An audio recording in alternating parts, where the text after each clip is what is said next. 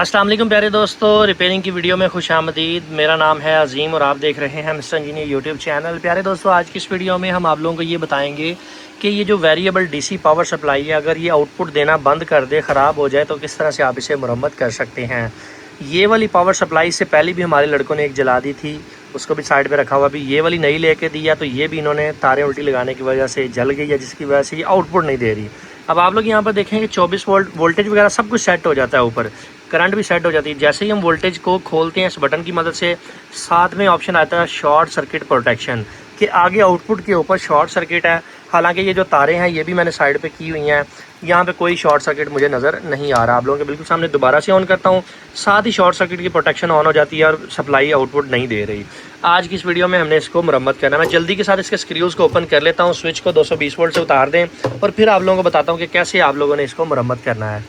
साथियों, जैसा कि आप लोग यहाँ पर देख सकते हैं कि ये पावर सप्लाई को हमने ओपन कर लिया है। अब यहाँ पर सबसे पहले जो समझने वाली चीज़ है वो ये है कि मैं हर वीडियो में ये कहता हूँ, पहले फिजिकली चेक करें कि आपकी चीज़ के अंदर मसला कहाँ पे है। अब इस चीज़ को भी हमने देखना है कि फॉल्ट आया किस सेक्शन में है। अगर ये पावर सप्लाई बिल्कुल भी टर्न ऑन ना हो रही होती तो मैं यहाँ पर इसके फ्यूज़ चेक करता, इसका power supply drive section check करता, ये जो IGBTयाँ लगी हैं ये चेक करता, कैपेसिटर वाली साइड चेक करता, इस सेक्शन को मैंने चेक करना था, चॉपर वाली साइड को चेक करना था। अब चूंकि आउटपुट वाली साइड पे मसला है तो मैं इसके आउटपुट वाले सेक्शन में डायरेक्टली चला जाऊंगा, बकाया किसी सेक्शन को चेक करने की ज़रूरत नहीं, सीधा आउटपुट के सेक्शन में चले जाएं। अब यहाँ पर देखें, ये दो तारें हैं जो रेड कलर की आ रही हैं, ये जो इस बोर्ड को पावर दे रही हैं, ठीक है जी, यहाँ से इसको पावर मिल रही है, ये यहाँ से होती हुई इस जगह पे आ रही हैं।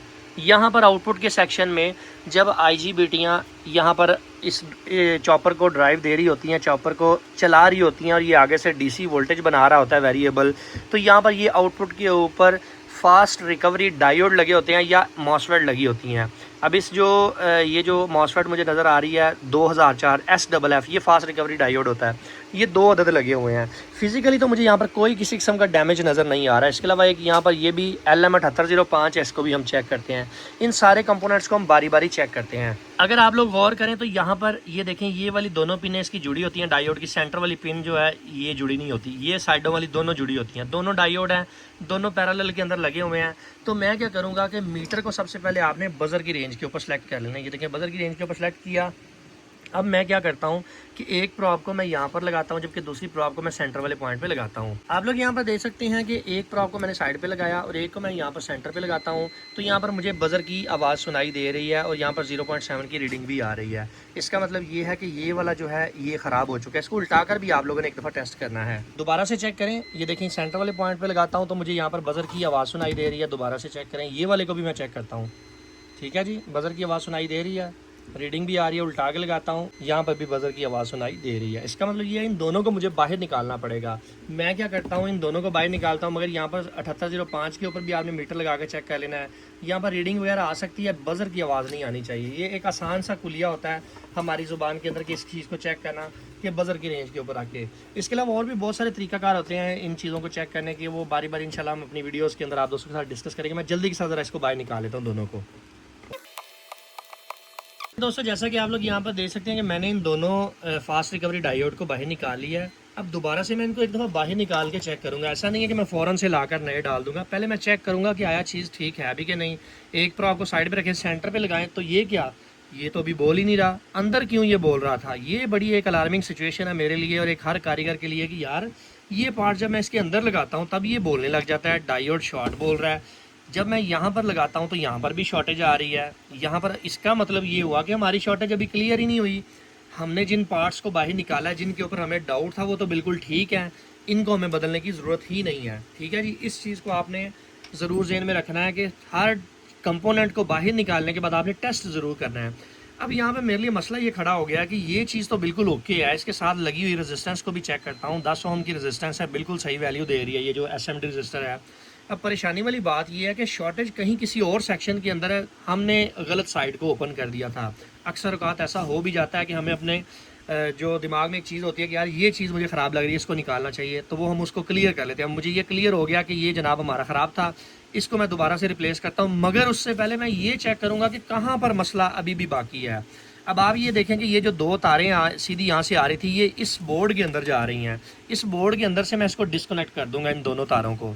डिस्कनेक्ट करने का मकसद ये होता है ताकि ये पता चल सके कि आया इस सेक्शन में फॉल्ट है, स्क्रीन वाले सेक्शन में आउटपुट जहाँ से निकल रही है, या यहाँ पे फॉल्ट है। अब यहाँ पर देखें, यहाँ पर जो बज़र की आवाज़ है वो बंद हो चुकी है और रीडिंग आना शुरू हो चुकी है। आप लोग यहाँ पर देखें, मीटर के ऊपर कोई बज़र की आवाज़ नहीं आ रही। दोबारा से इस साइड पे भी देखें, कोई मुझे बज़र की आवाज़ सुनाई नहीं दे रही। इस साइड पे लगाता हूँ तो यहाँ पर मुझे एक साइड से बज़र की आवाज़ आती है, दूसरी साइड से नहीं आती। इसका मतलब ये हुआ कि हमारा ये सेक्शन बिल्कुल ठीक है, आगे किसी सेक्शन में मसला है जहाँ से मैंने ये तार उतारी है। दोबारा से तार लगाऊंगा, शॉर्टेज फिर से हो जाएगी। अब मुझे ये वाले सेक्शन को देखना पड़ेगा। मैं क्या करता हूँ कि मैं इस सेक्शन को थोड़ा सा बाहर निकाल लेता हूँ ताकि मैं आप लोगों को क्लियरली दिखा सकूँ कि मसला है कहाँ पे असल में, क्योंकि आगे एसएमडी कंपोनेंट्स भी हैं, कुछ बड़े कंपोनेंट्स भी हैं, सबको हमने चेक करना है। तो इसलिए इसको खोल लेना ज़रूरी है। खोल लेने के बाद आपने इसकी जो स्ट्रिपें वगैरह लगी होती हैं, जो छोटी छोटी चीज़ें, उनको आपने बड़े ही एहतियात के साथ उतार लेनी है। ये चीज़ें मैं आप लोगों के साथ इसलिए डिटेल के साथ शेयर कर रहा हूँ। ये ज़रूरी नहीं कि आपने इलेक्ट्रॉनिक्स की ही प्रोडक्ट, ये ज़रूरी नहीं कि आपने कोई पावर सप्लाई ही रिपेयर करनी है तो उसके अंदर ये सिस्टम होगा। किसी और चीज़ के अंदर भी इस तरह से मसला आ सकता है।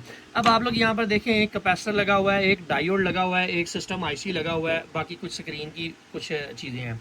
अब यहाँ पर मेरा शक कुछ डायोड के ऊपर जाता है, क्योंकि ये जो डायोड है मुझे थोड़ा सा ना फॉल्टी लग रहा है। जूम करके दिखाओ अहमद, ये देखें, यहाँ से इसके ऊपर मुझे थोड़ा सा दरार नज़र आ रही है। इसका मतलब ये है कि मेरा शक किसके ऊपर जा रहा है, ये मुझे बाहर से नज़र नहीं आ रहा था। यहाँ पर देखें, ठीक है, यहाँ पर मुझे बीप की आवाज़ सुनाई दे रही है, जबकि उल्टा के लगाने से मुझे बीप की आवाज़ नहीं आनी चाहिए। जबकि यहाँ पर देखें तो बीप की आवाज़ यहाँ पर आ रही है, और यहाँ पर मुझे ये इंडिकेशन मिल गया कि हमारी ये जो चीज़ डैमेज हुई थी ये ख़राब हो चुकी है। अब ये हुआ किस तरह से, जैसा कि मैंने आपको बताया कि हमारे लड़कों ने तारें उल्टी लगा दी थी बैटरी के साथ, जिसकी वजह से ये मसला आया है। अब हम इस कंपोनेंट को बाहर निकाल देंगे। ये बेसिकली रिवर्स पोलैरिटी की प्रोटेक्शन के लिए लगाया जाता है। तो मैं क्या करता हूँ, ये छोटे छोटे दो स्क्रूज को खोल के इसके बोर्ड को बाहर निकाल लेता हूँ और इस डायोड को बाहर निकाल के सेम नंबर का डायोड लगा देता हूँ। एक तो तरीकाकार इसका ये है कि मैं इस डायोड को बाहर निकाल दूँ, इसको तोड़ दूँ, इसको काविया से डाई सोल्ड करके बाहर निकाल दूँ और अपनी सप्लाई को चला लूँ। और दूसरा हल ये है कि मैं सेम नंबर का डायोड ढूंढ के इसके ऊपर लगाऊँ, जो कि एक प्रोफेशनल तरीकाकार होना भी इस तरह से चाहिए, क्योंकि एक प्रोटेक्शन के लिए डायोड लगाया गया तो मुझे उस जो स्टेप है उसको फॉलो करना पड़ेगा। मैं इस डायोड को निकाल कर इसकी जगह पे एक नया डायोड इंस्टॉल करता हूं ताकि मैं प्रॉपर तरीके से इस पावर सप्लाई को मुरम्मत करके दोबारा से इस्तेमाल में ला सकूं। आपके पास भी इस तरह की कोई चीज़ रिपेयरिंग के लिए आती है तो उसका भी तरीकाकार यही होता है जिस तरह से मैंने आप लोगों को समझाया है। सेम इन्हीं स्टेप्स को फॉलो करके किसी भी इलेक्ट्रॉनिक्स आइटम को आप रिपेयर कर सकते हैं। अब आप में से बहुत सारे दोस्त ये कहते हैं, भाई आप इलेक्ट्रॉनिक्स की रिपेयरिंग की वीडियो नहीं बनाते। तो जनाब, आप लोगों ने अपना को प्यार मुझे दिखाना है तो मुझे पता चलेगा कि आप लोग इलेक्ट्रॉनिक्स की वीडियो को फॉलो कर रहे हैं, इलेक्ट्रॉनिक्स की वीडियो से कुछ सीख रहे हैं, आपको अच्छी लग भी रही है कि नहीं। तो उसका तरीकाकार ये होता है, आपने हर वीडियो को, इलेक्ट्रॉनिक्स की रिपेयरिंग की वीडियो को लाइक करके मुझे कमेंट सेक्शन में ज़रूर बताना होता है कि भाईजान आपको मेरी वीडियो कैसी लगी है, और अपने दोस्तों के साथ जो आपके ग्रुप बने हुए हैं उनके अंदर शेयर कर देंगे तो नवाजिश हो जाएगी, किसी का भला हो जाएगा। हम आपसे इस काम का कोई 1 रुपया भी नहीं चार्ज कर रहे होते, तो इसमें आपका ही फ़ायदा। तो आप अगर शेयर कर देंगे तो नॉलेज है वो किसी का भला हो जाएगा। अगर किसी भी दोस्त को कोई भी कंपोनेंट चाहिए हो, कोई इस तरह का कंपोनेंट जो आपको आपकी मार्केट से नहीं मिल रहा, तो आप जो हमारी smarteshop.pk है वहाँ पे जाके होम पेज खोलेंगे तो सामने हमारा नंबर आ जाएगा नज़र, उस पर व्हाट्सअप करके हमारे टीम मेंबर को कह के वो मंगवा सकते हैं। स्पेशल हम आपको मार्केट से अरेंज करके देंगे, अगर वो यहाँ से मिलता हुआ तो हम आपको ज़रूर लेकर भिजवा देंगे, मगर उसके लिए थोड़ा सा टाइम रिक्वायर्ड होता है। अरे दोस्तों, जैसा कि आप लोग यहाँ पर देख सकते हैं कि हमने इस डायोड को यहाँ पर इंस्टॉल कर दिया, जो कि इस बैक साइड से मैं आप लोगों को दिखा देता हूँ। सेम नंबर का डायोड मुझे मार्केट से मिल गया था, मैंने कुछ एक्स्ट्रा पीस मंगवा लिए ताकि कभी ज़रूरत पड़े तो हम इसको इस्तेमाल कर सकें, क्योंकि ये कौन सा एक महंगी आइटम है। अब ये इसको फिट करने से पहले हमने एक दफ़ा टेस्ट ज़रूर करना है और इस स्ट्रिप का ख्याल रखना है ये ना डैमेज हो, ठीक है जी। इसको जिस तरह हमने उतारा था वैसे ही लगाना है। इसलिए मैं रिपेयरिंग की वीडियो में ये कहता हूँ कि आप लोगों ने कोशिश करनी होती है कि साथ वीडियो बना लिया करें या फिर पिक्चर खींच लिया करें, ताकि आपको पता हो कि कौन सा जैक आपने कहाँ से उतारा था। अभी मैं इसको 220 वोल्ट पावर सप्लाई के साथ कनेक्ट कर रहा हूँ, ठीक है जी। ये मैंने पावर सप्लाई के साथ कनेक्ट कर दिया। पहले भी ऐसे ऑन हो रही थी, जैसे ही पावर ऑन करते थे यहाँ पे एरर आ जाता था। अभी आप लोग यहाँ पर देख सकते हैं वोल्टेज भी बेहतरीन आउटपुट पे हमें दे रही है, इस तरह से करंट भी सही हमें आउटपुट पे मिल रही है और 0-0 आ रहा है, यानी कि वो एरर हमारा ख़त्म हो चुका है। वो एरर इसी चीज़ का था कि ये आगे से शॉर्ट सर्किट प्रोटेक्शन के ऊपर एक हमारा डायोड लगा हुआ था जो कि ख़राब हो गया था।